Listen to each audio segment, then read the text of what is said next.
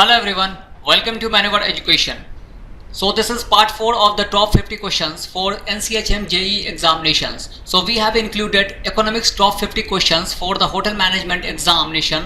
So ये बहुत important session है आपके लिए. यहाँ पे टॉप 50 जो है एक्सपेक्टेड क्वेश्चन जो है इंक्लूड किया गया है एग्जामिनेशन के लिए.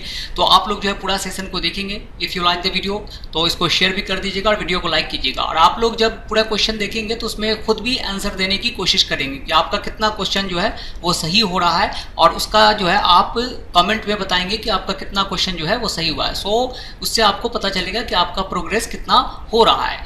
सो let's start this. First of all, this is our social media site. If you want to join our social media site तो हमें हमारे सोशल मीडिया साइट से जरूर जुड़ जाइए. यहाँ पे आपको जो है डेली अपडेट इन्फॉर्मेशन वगैरह मिलते रहेंगे. Do join our WhatsApp and Telegram. Here you will be provided with the PDF. यहाँ पर आपको जो है रेगुलर PDF मिलेगा एग्जामिनेशन के रिगार्डिंग. जो भी पढ़ाई होता है, जो भी आप लोगों को यहाँ पर लेक्चर होता है, उसका जो है PDF वहाँ पे आपको देखने को मिल जाएगा. So that is very very important. You should join our these 2 channel. Subscribe our channel on YouTube को सब्सक्राइब कीजिए और उसको शेयर कीजिए. हमारे इंस्टाग्राम, फेसबुक पर जुड़ सकते हैं. यहाँ पर you will get the current affair, GK quiz update and many more tricks about the various examinations, various subject से जो है रिगार्डिंग आपको सोशल मीडिया प्लेटफॉर्म पे देखने को मिल जाएगा.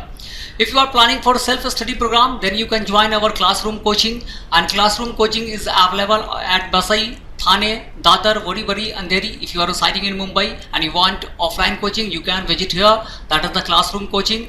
Or if you are residing outside the Mumbai or Maharashtra and pan India level, you can join our online courses and you can call on this number. यहाँ पे इस number पे call करके आपको सारी इन्फॉर्मेशन जो है वहाँ पे काउंसलर प्रोवाइड कर देंगे. Here you will get in self study program, video lecture, mock test, books, sectional course, doubt clearing classes, सारी चीज़ें जो है आपको मिलेगा. 1-to-1 डाउट क्लियरिंग भी यहाँ पर आपको देखने को मिलेगा कि आपको टीचर जो है वो 1-to-1 आपका डाउट क्लियर करेंगे.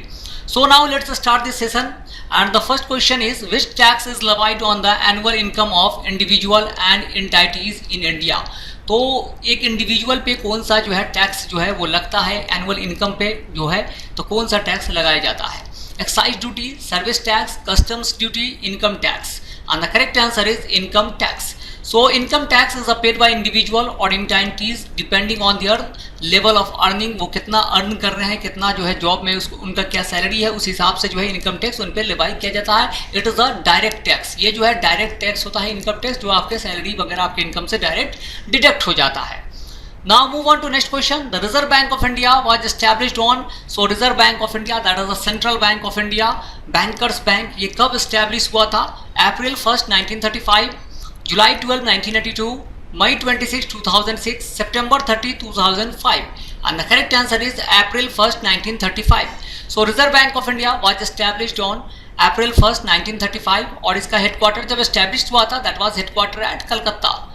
And recently headquarter was transferred in 1937 at Mumbai. Bombay में ट्रांसफर कर दिया गया था. तो अभी जो है इसका हेडक्वार्टर कहाँ है? बॉम्बे में है. And who is the current governor of RBI?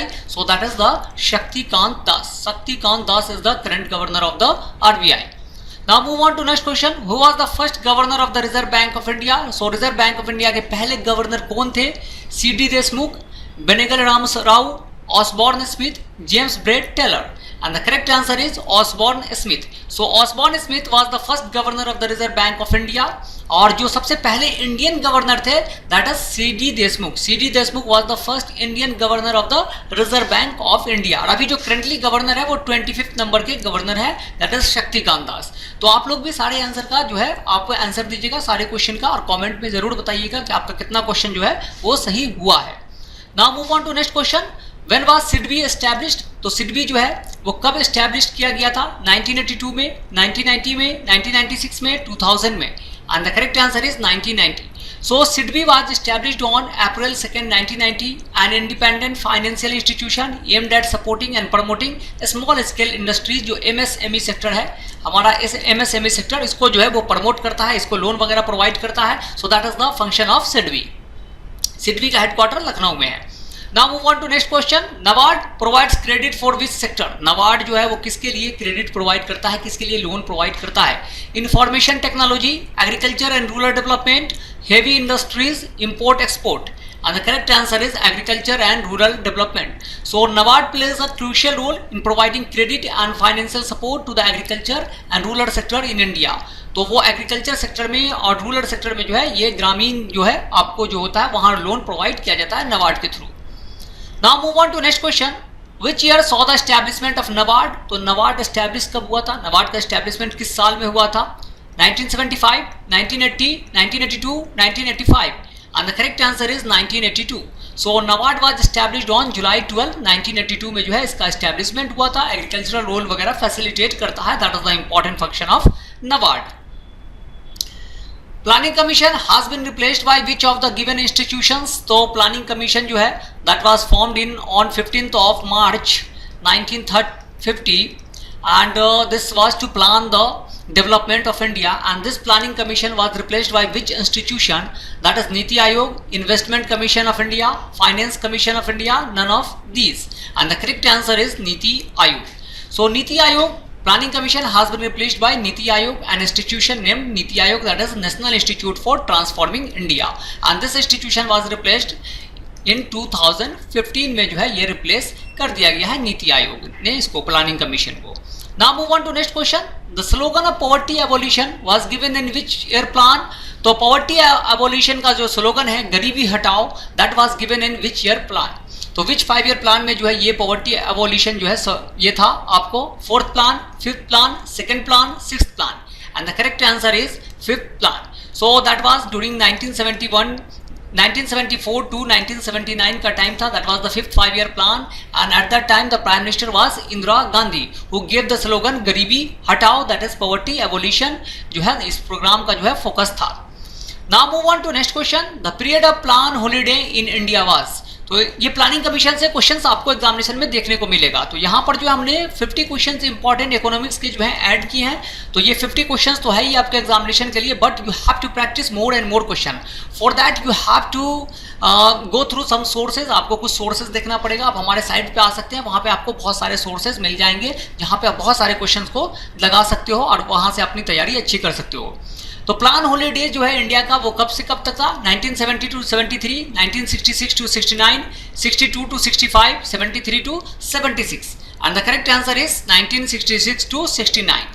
So plan holiday, और इसी में जो है इंडिया क्या है, this was the third 5 year plan जो है, and it was a failed plan because of the war with China 1962, war with Pakistan 1965, और 1966 में क्या हो गया था, दैट इज अ फेमाइन की वजह से जो है हमारे पास खाने को भी नहीं था। सो इसी टाइम में भी ग्रीन रेवोल्यूशन वगैरह भी आया था इंडिया में। Now move on to next question, which of the following was the first chairman of planning commission of India. तो प्लानिंग कमीशन के पहले चेयरमैन कौन थे, Sardar Vallabh Bhai Patel, Pandit Jawaharlal Nehru, doctor Rajendra Prasad, J B Kripalani, and the correct answer is Pandit Jawaharlal Nehru. So Planning Commission was formed on 15th of March 1950, and the first Prime Minister, that is the Jawaharlal Nehru, was the first chairman of the Planning Commission, because the chairman of Planning Commission always will be the Prime Minister. ex officio chairman होते हैं Prime Minister। जैसे अभी नीति आयोग के chairman कौन होते हैं, Prime Minister। तो अभी मोदी जी Prime Minister हैं तो he will be the chairman of NITI Aayog. कल कोई और बन जाएंगे अगर Prime Minister, तो वो बन जाएंगे नीति आयोग के chairman. Now move on to next question. Which of the following economists proposed the LPG model of economic development in India? तो इनमें से किसने जो है LPG model, that is liberalisation, privatisation, globalisation model जो है प्रपोज किया था, economic liberation of India, economic reform 1991, कौन थे, Manmohan Singh, K V Kamath, Y V Reddy, none of these, and the correct answer is Manmohan Singh. So LPG model जो है that was developed by Manmohan Singh, and at that time जो है इकोनॉमी को फ्री कर दिया गया था, ओपन कर दिया गया था, and the prime minister was PV Narasimha Rao. PV Narasimha Rao जो थे उस वक्त प्राइम मिनिस्टर थे एलपीजी के टाइम में। Now move on to next question, first 5 year plan of India was based on the. तो फर्स्ट 5 year प्लान जो है वो किस पे बेस्ड था, किनके कहने पर था, Mahalanobis model, Dadabhai Naoroji model, Harrod Domar model, Jawaharlal Nehru model, and the correct answer is Harrod Domar model. So first 5 year plan that was launched in 1951 and its tenure was 1951 to 56, और ये किस पे बेस्ड था, that is on the Harrod Domar model. और इसका focus area क्या था, the focus area was agriculture, that is primary sector. Primary sector जो है उसका फोकस एरिया था, and the second 5 year plan was based on Mahalanobis model, and the focus area was heavy industrialization. Heavy industrialization was the focus area of second 5 year plan. Now move on to next question. Awadh Commercial Bank was founded in. So Awadh Commercial Bank कब बना था, कब जो है उसका foundation हुआ था 1913, 1917, 1894, 1881 and the correct answer is 1881. So this was the first bank with limited liability managed by Indians. ये इंडियन का पहला बैंक था 1881 में, जो कि अवध कमर्शियल बैंक था। और उसके बाद जो है हमारा SBI जो है that was earlier known as imperial bank of India. Imperial bank कहलाता था हमारा SBI, दैट वाज नेशनलाइज्ड 1921 में ये इंपीरियल बैंक बना था, और 1955 में जो है SBI was nationalised and renamed as state bank of India. Now move on to next question. Bank rate is that rate on which. तो बैंक रेट कैसा रेट है, उस पर क्या होता है, बैंक क्या करता है। Central bank of country lends money to the commercial banks, rural bank give loans to cooperative societies, any bank lends money to an individual, state bank of India gives loans to the rural bank. तो क्या है इसका answer, and the correct answer is central bank of country lends money to the commercial bank. तो जो हमारा central bank है that is RBI, that lends money to the commercial bank on interest rate. यहाँ पे interest rate कुछ होता है और उस पर जो है दिया जाता है। Now move on to next question. Per capita income is obtained by dividing national income by. तो पर कैपिटा इनकम जो है, एवरेज इनकम जो है पर पर्सन कितना है किसी कंट्री का, सो उसको कैसे हम लोग कैलकुलेट करते हैं। So by dividing national income by dividing total working population, total population of the country, area of the country, volume of capital used, and the correct answer is total population of the country. So total income upon total population you will get the per capita income of India. Now move on to next question. Structural unemployment arises due to, structural unemployment क्यों आता है, क्या होता है। Inadequate productive capacity, heavy industry bias, shortage of raw material, deflationary condition. And the correct answer is inadequate productive capacity. यहाँ पर क्या है, mismatch of jobs and skill, mismatch of jobs available and skill जो है, जो person है जिनके पास वो स्किल और उनके जॉब जो अवेलेबल है मार्केट में, दोनों में मिसमैच है। So that is the structural unemployment. Now move on to next question. Gross domestic product is a measure of. So gross domestic product जो है वो क्या है, GDP। What is GDP? That is the country's domestic economic activities, a country's international economic activities, a country's financial position, a country's industrial output. And the correct answer is a country's domestic economic activities. What is GDP? GDP is the final value of the goods and services produced within the country in a financial year. That is financial year of India is 1st March to 31st March to 1st April जो है ये आपको financial year है India का। Now move on to next question. Who estimated national income in India first? तो सबसे पहली बार India में नेशनल इनकम किसने एस्टिमेट किया था, किसने बताया था कि इंडिया का इनकम जो है पर कैपिटा इनकम कितना है इंडिया का। RC Dutt, DR Gadgil, VK Rao, Dadabhai Naoroji. And the correct answer is Dadabhai Naoroji. So Dadabhai Naoroji had estimated national income in India first and he wrote in 1876 जो है इन्होंने ये एस्टिमेट किया था, and he wrote a book that is the Poverty and Un-British Rule in India. Poverty and Un-British Rule in India. That is the book written by Dadabhai Naoroji. He is also known as Grand Old Man of India. And he calculated that the national income of India is 20. That is 20 rupees जो है वो क्या है, per capita income है Indian का। उन्होंने उस time calculate किया था। ड्रेन ऑफ वेल्थ थ्योरी इन्होंने दिया था। So that is the part of history. Now move on to next question. When was the Mumbai Stock Exchange set up? Mumbai stock exchange जो है वो कब बना था, कब जो है सेटअप किया गया था। 1900, 1947, 1857, 1875 and the correct answer is 1875. So Mumbai stock exchange also known as Bombay stock exchange BSE that was established in 1875. Now move on to next question. A mixed economy is characterised by the coexistence of. तो mixed economy कैसा economy होता है? Modern and traditional industries, public and private sector, foreign and domestic investments, commercial and subsistence farming. And the correct answer is public and private sector. Both coexist in that economy. यहाँ पे public भी और private भी, that is government और private individual भी दोनों एक साथ economy को manage कर रहे हैं, तो उसको कहते हैं mixed economy. Most of the country is mixed economy. India is also following the mixed economy concept. Now move on to next question. Who is the father of economics? Economics के father किसको कहा जाता है? Max Muller, Adam Smith, Karl Marx, none of the above. And the correct answer is Adam Smith. So Adam Smith is regarded as the father of the economics. He wrote a book that is The Wealth of Nation in 1776. In this book, he gave the concept of laissez-faire. Laissez-faire का concept दिया, that is the invisible hand that mark capitalist capitalist economy का concept इन्होंने दिया था, that is market is control by invisible hand, no need to interfere of government, government का interfere नहीं होना चाहिए, ऐसी बातें इन्होंने कही थी। ये जो है कैपिटलिस्ट इकोनॉमी इन्होंने दिया था। Karl Marx, here you can see the Karl Marx, Das Kapital, communist manifesto, and he give the concept of socialist economy.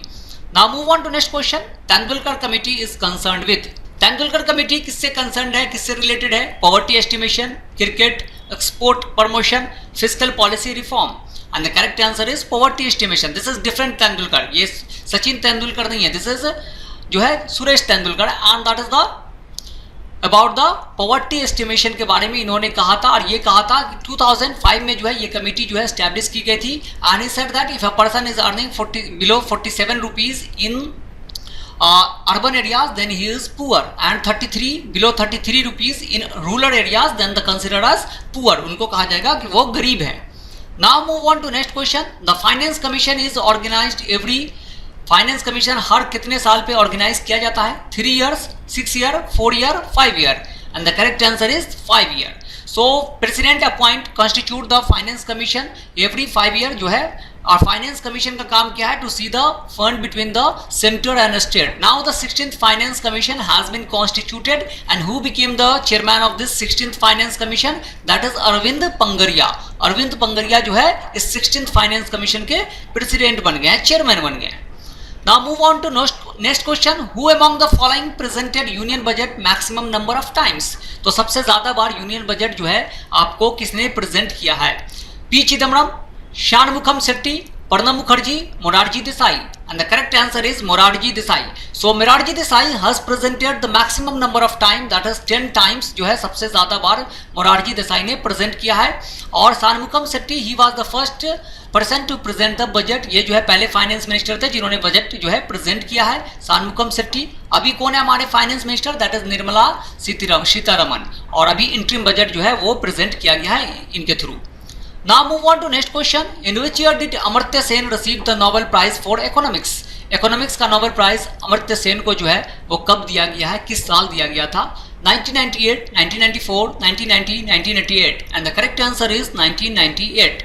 So Amartya Sen received the Nobel Prize in economics, and he was the first Indian to receive the Nobel Prize in the field of economics. And the first person who received the Nobel Prize was Rabindranath Tagore in 1913 in the field of literature, and he was the first Indian for his notable Geetanjali के लिए जो है इनको दिया गया था। After that 1998 Abhijit Banerjee receive the Nobel prize in the field of economics.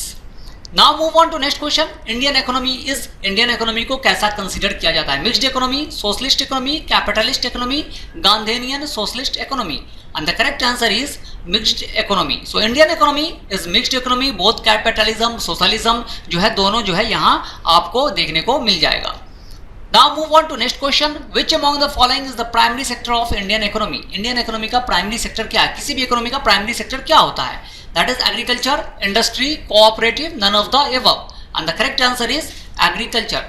So primary sector include agriculture, forestry, dairy, fishing, mining, जो भी लैंड से जुड़ा हुआ काम है ना, that included primary sector. That is the raw material. Where raw material is extracted, that is the primary sector वहाँ पे है, जहाँ पे मैन्युफैक्चरिंग नहीं हो रहा हो। अगर जैसे ही मैन्युफैक्चरिंग होता है, that is included in the secondary sector.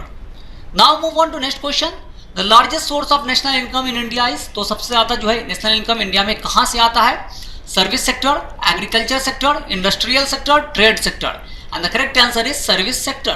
So service sector is the largest source of national income in India. Service, that is tertiary sector. Now move on to next question. The government of India has nationalized 14 banks of the country in, तो government of India ने 14 bank को nationalise किया था। किस साल किया था, किस ईयर में किया था?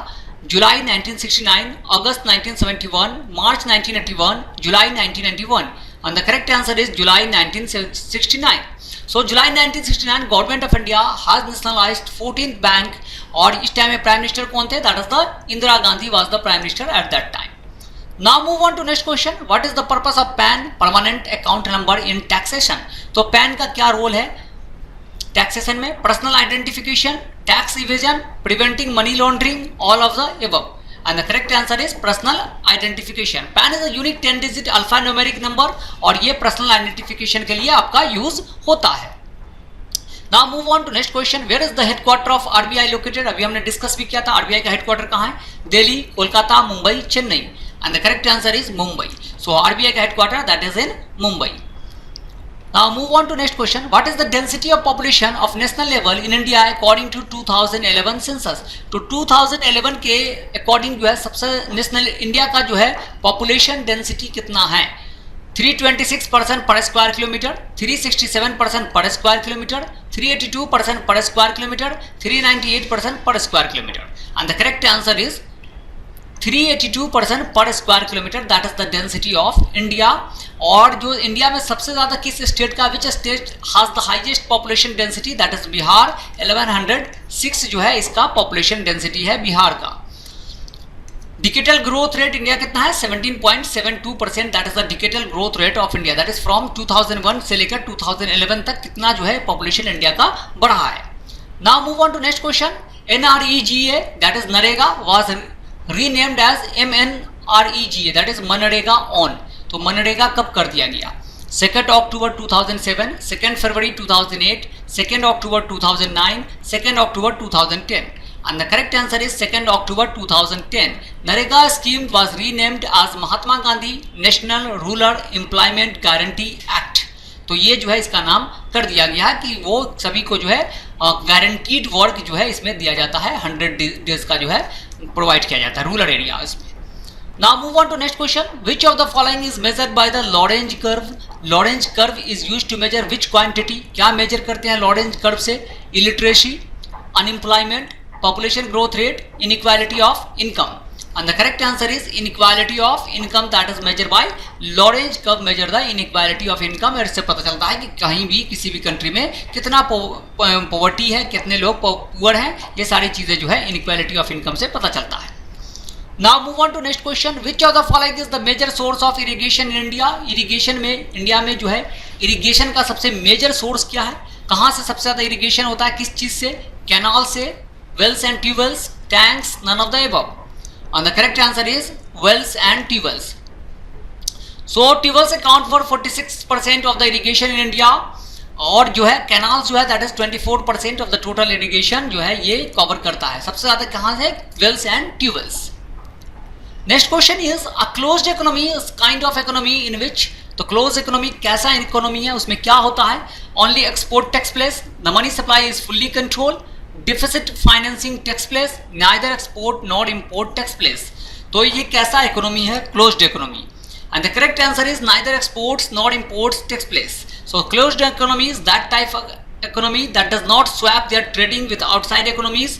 अभी जो कंट्री है, अभी का जो वर्ल्ड है, दैट कोई भी कंट्री ऐसा नहीं कह सकते हैं that is a closed economy. North Korea को कहते हैं, लेकिन वो भी किसी न किसी कंट्री से कुछ ना कुछ ट्रेड करता ही है. So no country is a closed economy.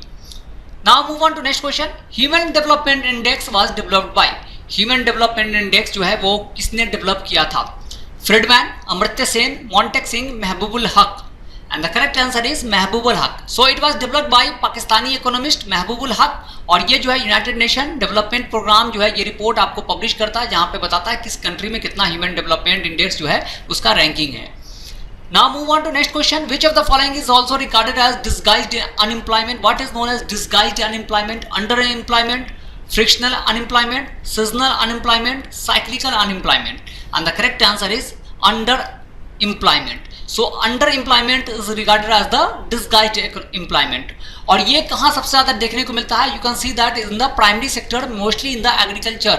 So disguised unemployment mostly prevail in the agricultural sector. Now move on to next question. Which of the following economic activities employs the maximum number of people in India? तो कौन सा economic activity है जहाँ पे सबसे ज़्यादा population जो है, इंडिया की पॉपुलेशन जो है, लोग जो है वहाँ एम्प्लॉय हैं? Tourism, agriculture, mining, manufacturing, and the correct answer is agriculture. So agriculture is the primary source of employment in India. So most number of people जो है वो किस में ये है? That is in the field of agriculture में employed हैं. But agriculture contribute the least in the GDP. GDP में सबसे least contribution किसका है? That is of agriculture. Now move on to next question. The 1 rupee note bears the signature of. 1 rupee note में किसका signature आपको देखने को मिलता है? Governor of RBI, finance minister, secretary, minister of finance, none of the above. And the correct answer is secretary minister of finance. तो 1 rupee note जो होता है उस पर सेक्रेटरी फाइनेंस मिनिस्टर के जो सेक्रेटरी होते हैं उनका सिग्नेचर होता है, but you can find the signature, उसके ऊपर का जो नोट होता है उस पर आपको आरबीआई के गवर्नर का सिग्नेचर मिलेगा। Now move on to next question, which of the following is a commercial crop in India. Commercial crop जो है, प्लांटेशन क्रॉप जो है वो फूड क्रॉप नहीं, कमर्शियल क्रॉप कौन सा है? Mustard, tobacco, jute, all of the above, and the correct answer is all of the above. So these are the commercial crop, that is the jute, sugar cane, mustard, coffee, cotton, these are the commercial crop. Now move on to next question, income tax in India was introduced by। तो सबसे पहले income tax India में किसने introduce किया था? William Jones, James Wilson, Nicholas Kaldor, Mahavir Tyagi, and the correct answer is James Wilson. So 1860 First Income Tax Act was introduced in 1860 by James Wilson and he was a British India's first finance minister जो है ये थे आपको James Wilson. Now move on to next question, the midday meal scheme was launched on। midday meal scheme कब launch किया गया था? 15th August 2000, 15th August 1992, 15th August 1995, 15th August 2001 and the correct answer is 15th अगस्त 1995। सो ये जो है आपको launch किया गया था स्कूल में मिड डे मील प्रोवाइड करने के लिए, ताकि जो है अटेंडेंस ज़्यादा से ज़्यादा हो सके। रूरल एरियाज में जो है मिड डे मील का बहुत ज़्यादा उस टाइम में क्रेज हुआ था। Now move on to next question, national income estimates in India is prepared by. So national income जो है हमारा, नेशनल इनकम किसी भी कंट्री का, वो कौन प्रिपेयर करते हैं? Planning commission, reserve bank of India, central statistical organisation, Indian statistical institution, and the correct answer is central statistical organisation. So national income estimates in India is prepared by CSO, that is Central Statistical Organization. Now move on to next question, the first multi-purpose river valley project of independent India is। तो पहला multi-purpose river valley project क्या है independent India का? Bhakra Nagal, Damodar, Hirakud, Nagarjuna Sagar, and the correct answer is Damodar. So Damodar Valley Corporation was the first multi-purpose project of independent India. So multi-purpose project जो है इसको जवाहरलाल नेहरू ने कहा था, it is the temple of modern India, temple of modern India called by Jawaharlal Nehru. Now move on to next question, depreciation means। depreciation का क्या मतलब होता है? closure of a plant due to lockout, closure of a plant due to labor trouble, loss of equipment over time due to wear and tear, destruction of plant in fire accident, and the correct answer is loss of equipment over time due to wear and tear। उसकी वजह से जो है आपका जो है wear and tear की वजह से आपका जो वैल्यू घट जाता है, तो उसको कहते हैं depreciation। Now move on to next question, in India which one among the following formulates the fiscal policy? So fiscal policy is formulated by which body? Planning Commission, Ministry of Finance, Finance Commission, the Reserve Bank of India, and it is formulated by Ministry of Finance। So ministry of finance जो है इसको formulate करती है आपको physical policy को। Monetary policy that is the formulated by, monetary policy formulated by RBI, that is reserve bank of India. Now move on to next question, the new world trade organisation WTO which replaced the GATT general agreement on tariff and trade came into effect from. तो WTO कब से जो है effect में आ गया था, कब से काम कर रहा है? 1 जनवरी 1991, 1 जनवरी 1995, 1 अप्रैल 1994, 1 मई 1995, and the correct answer is 1 January 1995। and WTO जो है that replaces the General Agreement on Tariffs and Trade, that is GATT, and WTO its headquarters is in Geneva, Switzerland, and the work of the WTO is to facilitate the commerce and trade between the countries। Now the next question is, according to the census 2011 the percentage of India's population to the world population is। तो India का population world के population के कितने बराबर है, कितना percent है? That is 16%, 16.5%, 17.5%, 18%, and the correct answer is 17.5%। So India account for that 17.5% of the total world population, and in terms of area India has only 2.4% of the total world area। Now move on to next question, that is the last question, which of these institution fixes the repo rate and reverse repo rate in India। इसके बाद जो है हम लोग देखेंगे आप कैसे जो है हमारे साइट पर जाकर किस तरह से आप उसको अवेल कर सकते हो, डिफरेंट कोर्सेज को अपने अकॉर्डिंगली कैसे कस्टमाइज जो है कोर्सेज आप ले सकते हो वो भी। और यहाँ पर आप लोग सब लोग कमेंट करके ज़रूर बताइएगा कि आपका कितना सही था। तो repo rate and reverse repo rate in India fixed by CAG of India, Reserve Bank of India, Ministry of Finance, State Bank of India, and the correct answer is Reserve Bank of India fixes the repo rate and reverse repo rate. Repo rate अभी कितना है 6.5%, that is the repo rate when reserve bank lends money to the commercial bank and it gets some interest, so that is the repo rate. So this is the first 50 most important expected questions for hotel management examination. You can start your preparation by full course, sectional course, mock test, books, study material यहाँ पे provide हो सकता है, आप यहाँ से ले सकते हैं। टॉपिक वाइज जो है आप मॉक टेस्ट दे सकते हो, फुल लेंथ मॉक टेस्ट दे सकते हो, सेक्शनल कोर्स जो है वो भी ले सकते हो। वो अभी देखेंगे अभी साइट पर कि कैसे आप वहाँ से अवेल कर सकते हो। सो दैट इज फुल कोर्स भी आप कैसे अवेल कर सकते हो, ये सारी चीज़ें जो है आपको साइट पर देखने को मिल जाएगा। So this is our site manuvaredu.com, यहाँ पर आप जा सकते हैं। यहाँ पर जाने के बाद जो है आप you can go to Y online. Y online में hotel management, this is the hotel management. यहाँ पर जो है आपको कोर्सेज अवेलेबल है, different courses. You can go through the full course, show packages. तो यहाँ पर आपको फुल कोर्स जो है होटल मैनेजमेंट का मिल जाएगा। सारे कोर्सेज जो हैं आपको NCHM जो है JEE NCHM ये आपको 2024 and 2025 you can avail both the courses. Here you can see the details. You will be provided with the 523 video lecture, 109 handouts and 15 mock test यहाँ पर आपको प्रोवाइड किया जाएगा। आप जो है से 2020 अगर 2025 के लिए प्रिपरेशन करना चाहते हो तो बहुत अच्छा है, यहाँ पर ये कोर्स आप अवेल कर सकते हो। बहुत डिटेल्ड स्टडी यहाँ पे कराया जाएगा और सारी चीज़ें जो है प्रोवाइड की जाएगी। So you can avail the 2025 video lecture, mock test, hand out. यहाँ पर आपको जो है total 531 video lecture, 109 hand out and 15 mock test will be provided in this course. You can also avail the sectional course भी आप ले सकते हैं। यहाँ पे पैकेज जा सकते हैं। सेक्शनल कोर्स में क्या है कि you can customise your courses. अगर आपको लगता है कि आपको रीजनिंग का पैकेज लेना है, you can take the reasoning courses. आपको जो है एप्टीट्यूड का लेना चाहते हो, इंग्लिश का लेना चाहते हो, जीके का लेना चाहते हो, तो जीके का जो है आप ले सकते हैं। सेक्शनल कोर्स में जो है अलग अलग तरह से यहाँ पर आप जाएंगे, you can have the GK and current affairs, view details. यहाँ पर आपको 118 video lectures will be provided, 50 hand outs जो है आपको दिया जाएगा। सो इस तरह से आप जो है सेक्शनल कोर्स भी ले सकते हैं यहाँ से।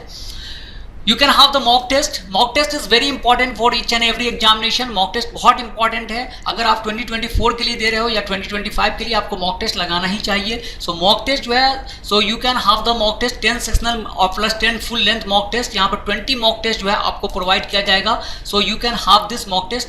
तो यहाँ पर जो है 2024 के लिए, 2025 के लिए आप यहाँ से ले सकते हैं मॉक टेस्ट जो है।